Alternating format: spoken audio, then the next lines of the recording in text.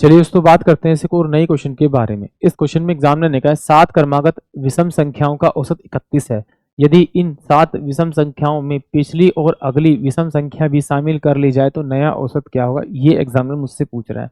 तो देखिए एग्जामिनर ने 7 विषम संख्या दे रखी है, उनका औसत 31 दे रखा है, यानी कि इसमें जो चौथा नंबर जो होगा, इन 7 संख्या में जो चौथा नंबर होगा वो मेरे पास में 31 ही होगा।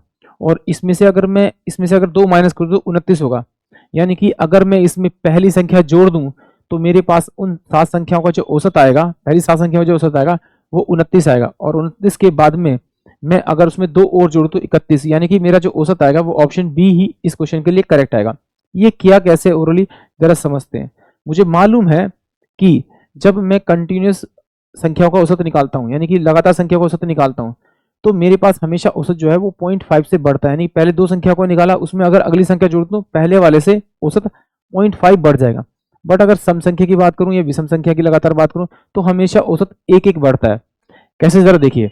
यहां पर देखिए एग्जामिनर ने क्या कहा कि भाई मेरे पास 7 संख्या, तो पहली, दूसरी, तीसरी, चौथी, पांचवी, छठी और सातवीं, 7 संख्या होगी।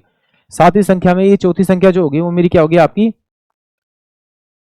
चौथी संख्या जो होगी इसकी वो औसत भी होगी और वो संख्या भी होगी। तो इससे पहले क्या होगा, मेरे पास में आपका 29 होगा, ये मेरे पास में कितना होगा 27 होगा, ये मेरे पास में कितना होगा 25 होगा, ये मेरे पास में कितना होगा आपका, ये मेरे पास में कितना हो जाएगा आपका 33, ये मेरे पास में कितना होगा आपका 35, और ये कितना हो जाएगा मेरे पास में आपका 37 हो जाएगा। ये कितनी होगी मेरे पास में 7 संख्या होंगी।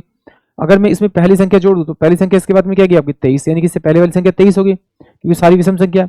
तो अब देखिए ये 1 2 3 4 5 6 6 7, यानी कि इन सातों का जो औसत होगा वो कितना होगा मेरे पास में, अब इसका 29 आएगा, 29 आएगा। तो इसके बाद अब क्या संख्या जोड़ रहा हूं मैं, इसमें कितनी संख्या जोड़ रहा हूं इसमें मैं आपकी, अब इसमें मेरी संख्या क्या, ये 37 तो मेरे पास है ही, और इससे अगली संख्या जो मेरे पास में क्या होगी आपकी, वो 39 होगी, यानी कि 2 जोड़ रहा हूं।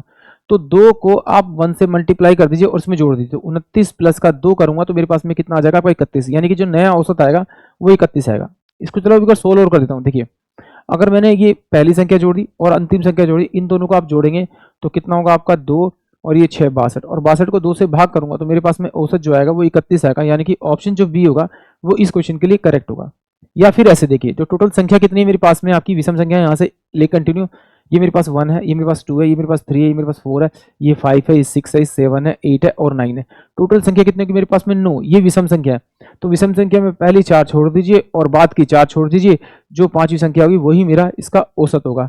जैसे कि मैंने इस क्रमागत संख्या में क्या था, चौथी संख्या जो होगी वही मेरा क्या होगा, उसका औसत होगा, यानी कि ऑप्शन बी। आई होप आप सभी को क्वेश्चन समझ में आया होगा।